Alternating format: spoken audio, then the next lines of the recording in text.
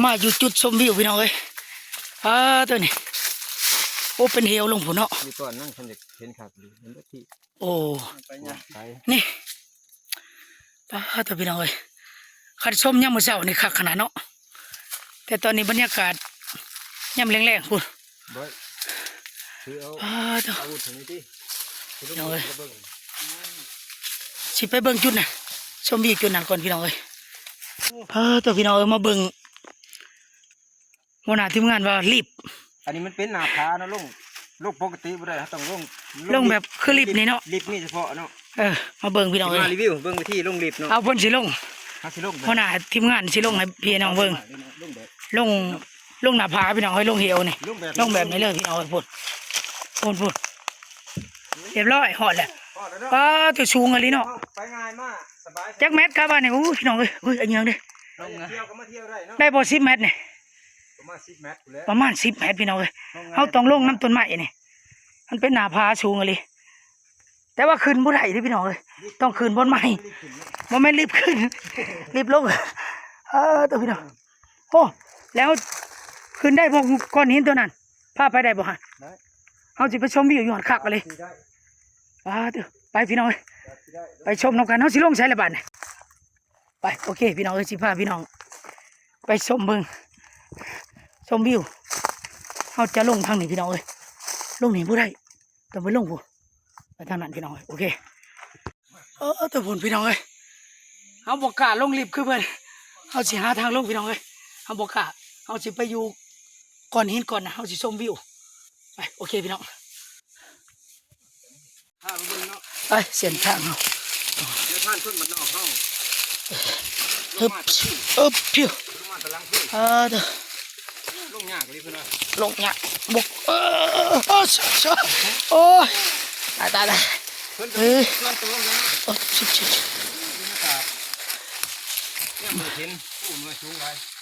มานำกันกับผ่านนาพี่น้องพาพี่พน้องมาเบิ่งธรรมชาติปูผาป่าดงพี่น้องปกติเขาก็จะลงลิฟต์นี่เนาะจะลงมาแต่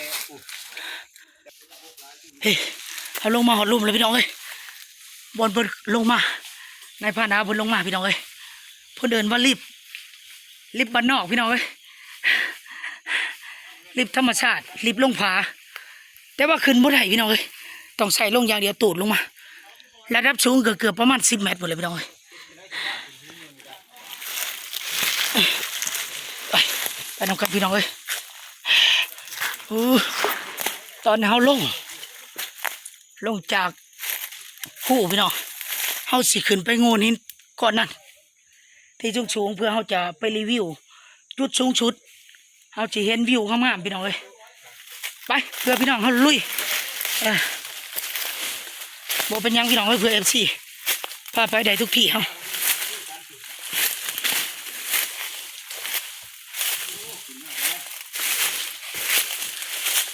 โอ้ผ่านนาบนขึ้นได้ป่ะ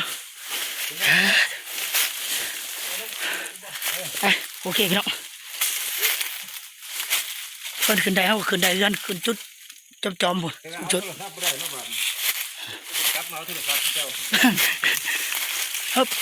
เนี่ยพยายามขึ้นจุดนั้นได้เขาจะไปทางไหนนี่เขาจะขึ้นเทิงนี่ไปลืมต้นนี้ป่ะโอ้ไปให้ผ่านเพิ่นย่างขึ้นเบิ้งเล่บอลขึ้นนั่นบอลพันบอยเนี่ยโอเคขึ้นได้เนี่ยทางนี้พันบอยขึ้นไปเขาก็จะขึ้นเบิ้งแต่ว่าพาหนานี่ไปแบบท้าทายได้เนี่ยตัวเบิ้งทำการพี่น้องว่าจะปีนพาได้บ่เอ้าฮึบไอ้บ่โอเคพี่น้องโอเคไปเขาก็จะขึ้นไปเบิ้งตัวไปขึ้นน้ำกันพี่น้อง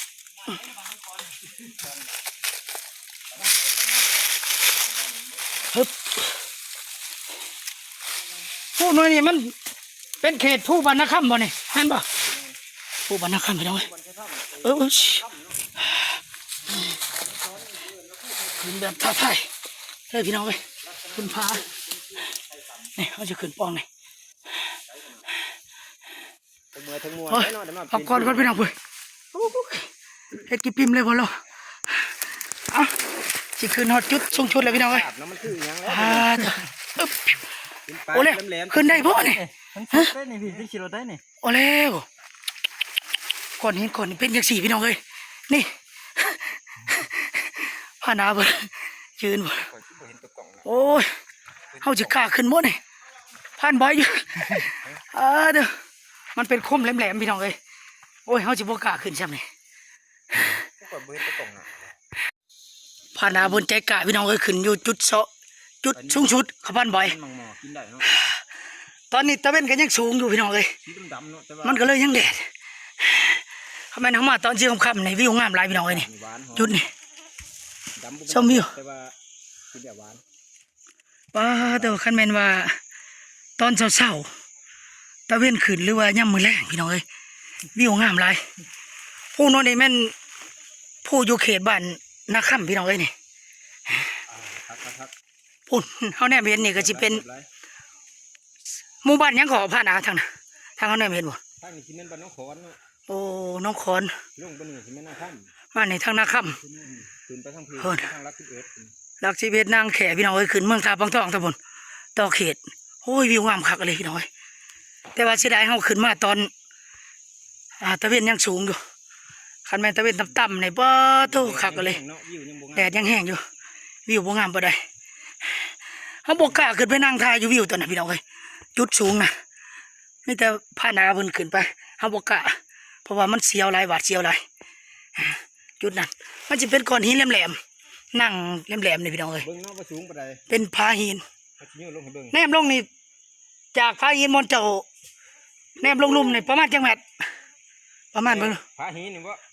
จุดสูงสุดเจ้านั่งกันลง ผา ลุ่ม หินลงไป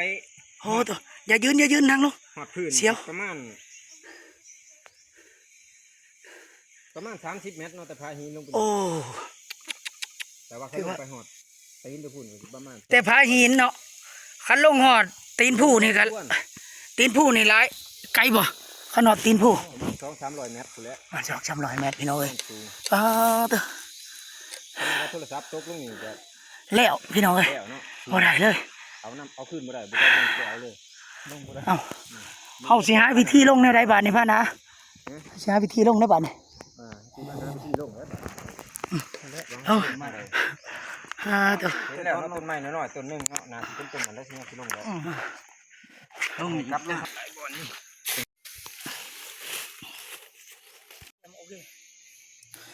เฮาขึ้นมาจุดชมวิวที่สูงสุด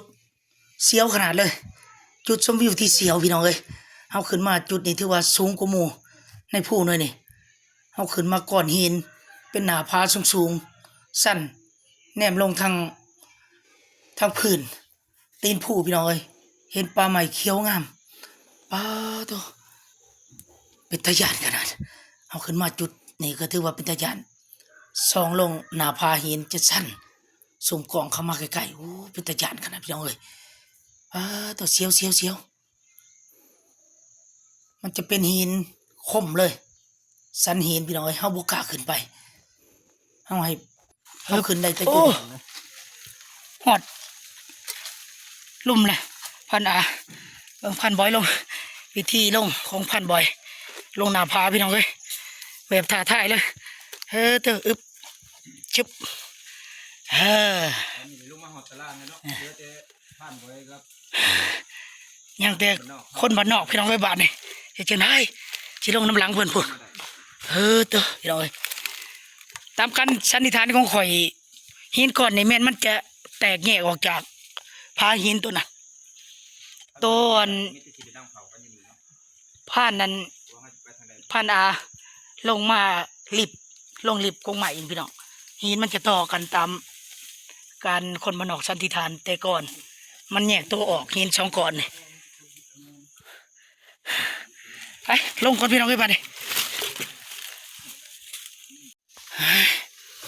เขาก็ลงหมดพักหนึ่งพี่น้องเอ้ย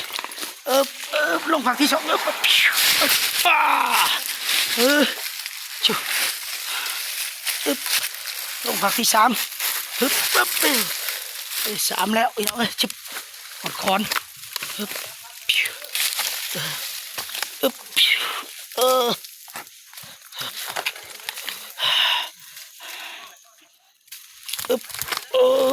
ผักสุดท้ายบ้านนี่ถ่ายผักสุดท้ายพี่น้องอึ๊บโอเคเรียบร้อยพี่น้องเลยต้องเรียบร้อยโอ้หอนไรเราไปนำทีมงานเอาอีกมีแต่หนาพาพี่น้องเลยนี่โอ้หนาพาหมดสูงไรทีมงานน้องสิพาไปรอทำเขาทำอีกก็จะแบบประจนภัยเลยพี่น้องเลยมันนี่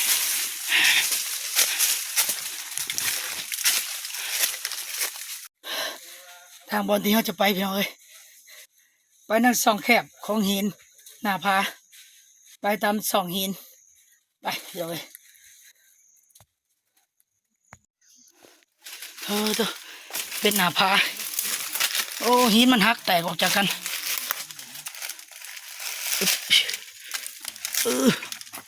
มาลงกันหยากเติมตีพี่น้องเลยฮึบปนปนทีมงานเราไปไหวขนาดพี่น้องเลยทีมงานเราเคยไปเคยมานำพาหินไปไหวขนาดเอานี่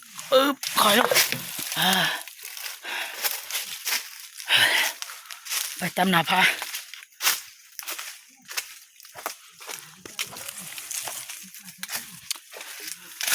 ตัว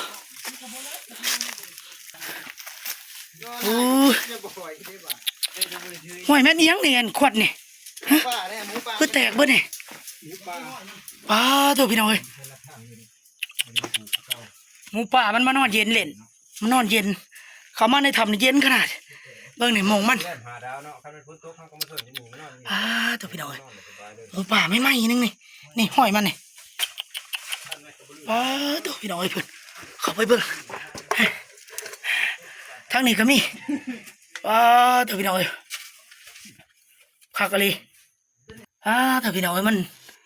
ทางมันเที่ยวเขามานอนอยู่นี่คันฝนตกนี่เฮาสามารถมาสนได้พี่น้องอยู่นี่หลายคนเติบทำตัวนี่ลบฝนได้มันจะเป็นหน้าผาลงฝนภูเขา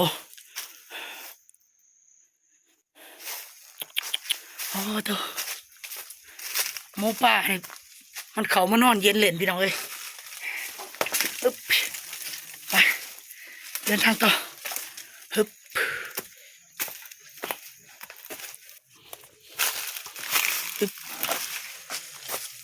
ต่อเขาจะเข้าทำพี่น้องเขาจะเข้าทำบ่เนี่ยทีมงานเขาว่ามีทำใหญ่เติบอยู่นี่ไปเข้าไปเบิ่งกันเลยพี่น้องเอ้ย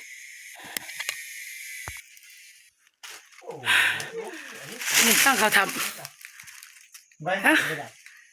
เป็นยังเจียบ่เจียทีมงานเขาเห็นเจียตัวทำตัวนี้เขา15 14เขาไปเลยเจียตัวใหญ่ในทำนี่พี่น้องเอ้ยเขาไปสำรวจเบิ่งไปแค่ไหนล่ะทีมงานเอาหัวตำเห็ดเอาแม็กพบนี่ตัวนี้ใช่คือกันตำอยู่ตรงยอดเนี่ยโอ้ยบ่ได้เบิ่งมาโน้ตำคือกันแต่โมเมนต์แตกแล้วบ่เนี่ยใช่เห็นโมเจียใช่เบิ่งใช่นี่เห็นแล้วพี่น้องเจียหรือเปล่าเจีย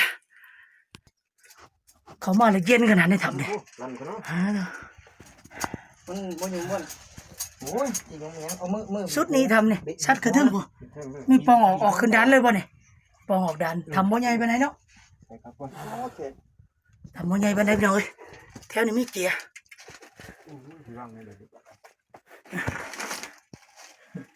ทีมงานเขาได้เกียร์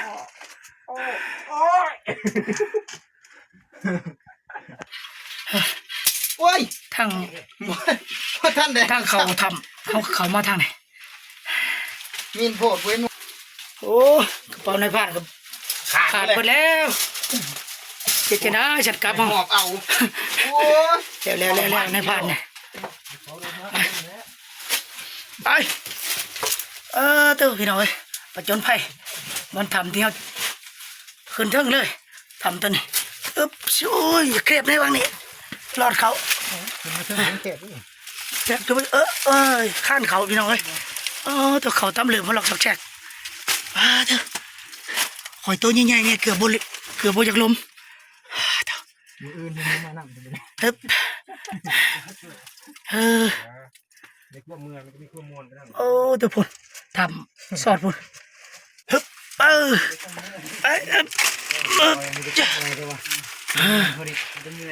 ตัวติดตามีนุ่งขนาดพี่น้องเดียวนี่โอ้สุดได้สุดได้หันหน่อยไปหันด้วยตัวเมื่อยเลยพี่น้องเอ้ยเกือบโบจากรอดออกนอกคำอะไรบ้านนี่ขึ้นมาตัวเอาบอยเดี๋ยวไหมไอ้บ้านบอยเอาขวดน้ำมานะน้ำตกแล้วนี่ต้องเบี้ยวนะบ้องมาทำลุ่มเลยพ่ออยากลงน้ำเมาได้น้ำพี่น้องเลยน้ำมันยังเหลือขวดเดียวเห็นบ่ขาดน้ำเลยแล้วเลยหากินน้ำเขื่อแถวนี้คือบ่ปกติเขื่อเนาะเห็นบ่พันบอยไม่หนีบ่กี่คนทำเนี่ยคือทั้งพี่พี่คือทั้งพี่แล้วกี่ขึ้นพี่ก็ไปขึ้นได้ไปได้ตรงหน่อยไปทำหน่อยไปเขาทำแล้วเขาก็ออกทำมาบัดคืนสักเท่งหมดพี่น้อยปุดออกมาเจอขึ้นมาจุดสูงสุดของภูหน่อยนี่ออกจากถ้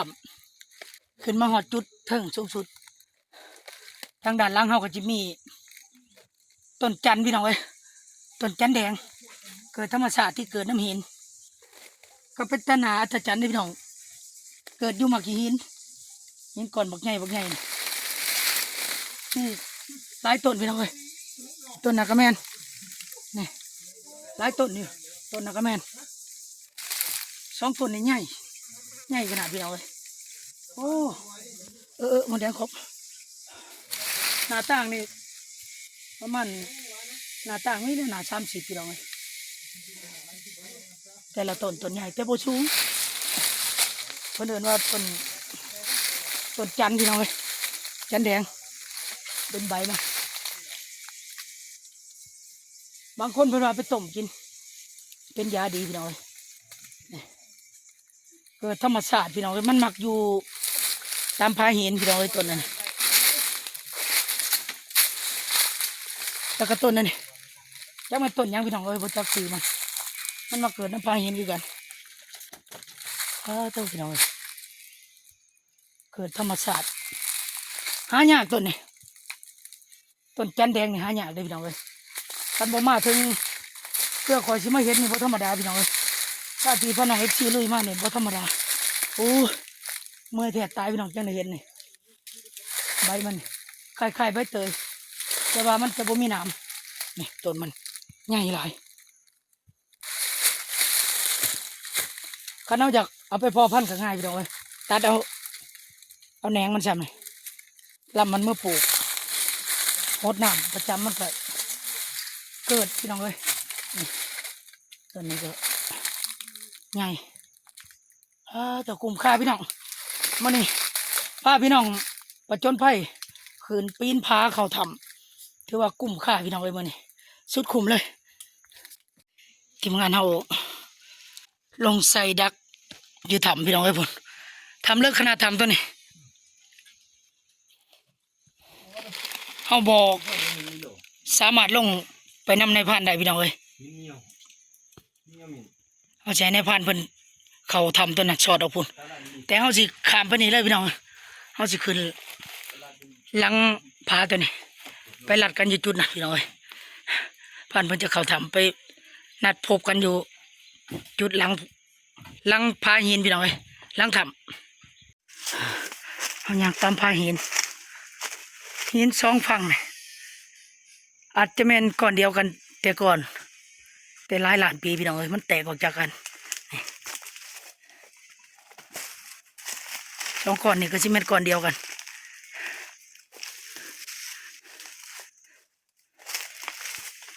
เป็นถ้ำเท่านี้ทีมงานเราดัก นักหนูโอ้เป็นธรรมเลยจ้ะอึ๊บ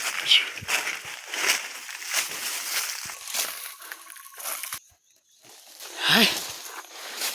มาลงผู้ระบาดนี่ทีมงานเราพากันรอลงผู้ลงผาอึ๊บชิวยังหางไข่ป้าพี่น้องเอ้ย บินออกกี่ก็ได้ใช้คลิปเป็นบิน พี่น้องกี่นี่จักหน่วยเลยนี่มึง2 4หาหน่วย เดี๋ยวจับเพิ่นเด้อ โอ้กันจับนี่บ่ได้มันปลาเลยบ่ไม่ใกล้ก็บ่ได้เลยมีก็ได้ขึ้นมาบ่มัน โอเคพี่น้อง แล้วเฮาย่างมาใกล้ ป้าต้องไปใหญ่พี่น้องเอ้ยไม่ยังนอนนี่เนาะ บ่ฮู้คือกันเป็น ไม่ยังพันอ่ะ จับเลย ป้าแต่พึ่งมันใหญ่เลยพี่น้องเอ้ยพึ่งมันนี่ ไปยืนว่าแขน ไปยืนว่าเบิ่งดูพันบ่อยว่าแต่ด้านนี่ใช้ด้านใด ว่าจะพึ่งดูจักว่าเลยนี่ สิว่าหอบเลยบ่ ได้แต่ช้ำนี่ 1ว่า บ่ได้หักพึ่ง 2ว่า3ว่าโอ้ครึ่งเดียวได้ครึ่งแล้วบ่3ว่านี่ บ่พึ่ง บ่ครึ่ง4ว่าบ่ได้ครึ่ง 8ว่าไงเพิ่น 4ว่าบ่ได้ครึ่งเนาะป้าตัวใหญ่เลยพี่น้อง วัดฮอบ8ว่า ประมาณ8ว่า ต้นอีหยังล่ะ มันใหญ่พึ่งมันพี่น้อง ต้นพึ่ง แต่ว่าต้นมันบ่ใหญ่ปานใดเนาะ ให้พึ่งอันนี้บอกให้พึ่งต้นพึ่ง บ่แม่น โอ้ยพามาเบิ่งข้าง บ่แม่นคอนกอง บ่แม่นไม่คนก็ อ๋อเด้นี่ต้นมันพี่น้องเอ้ยต้นมันนี่บ่ใหญ่ปานใดแต่ว่าหน้าต่างนี่ก็สิประมาณหน้า80พุ่นแหละพี่น้องเอ้ย มันมาเกิดเกิดที่มันหินผักเนาะ แต่ตัวนี้ปลาเด้อพี่น้องเอ้ยปลาเด้อเบิ่งดูพี่น้องเอ้ยไม่แปลกประหลาดไม่ใหญ่เป็นพึ่งโอ้ยังมีใหญ่กว่านี้อีกบ่ ใหญ่แล้วอยู่ลุ่มนะ โอ้ไม่ต้นนี้นะ ต้นนี้แหละ โอ้เอาสิพาพี่น้อง14ส้มเบิ่งพี่น้องเอ้ยตัวพี่น้องเอ้ยเกิดมาบ่เห็นใหม่ใหญ่ปานนี้จักเทื่อใหญ่แต่พึ่งมันใหญ่พี่น้องเอ้ยต้นมันก็ใหญ่เติบอยู่เด้หน้าต่างประมาณ7-80เด้แต่ว่าเงามันนี่ขนาดวัดหอบนี่ประมาณ8 เมตรพี่น้อง8ว่าบ่มัน8 เมตรว่าหนึงสิจักเมตรพี่น้องเอ้ย8ว่าโอ้หัวว่าจัดวัดหอบเบิดทั้งพึ่งนี่ทีมงานเฮาว่าวัดเบิ่งคักๆนี่ประมาณ10 กว่าว่าพี่น้องเอ้ยนับพึ่งมันถือว่าวัดทั้งพึ่งมันนี่ได้ตัวยังไงตีพี่น้องเอ้ยมาเบิ่งด้านนี่วิวมันงามขนาดพี่น้องเลยพูดเป็นหมองถึงเลยด่านเดียวนี่แปลกเนาะวิวมันงามไปเลยเบิ่งด่านเดียวนี่นายพาไปยืนไปจับแขนต่อกันมาดู3 คนดูด่านเดียวด้วยนี่ เอาขึ้นบ้านสิจับให้ ดูไหวเบิ่ง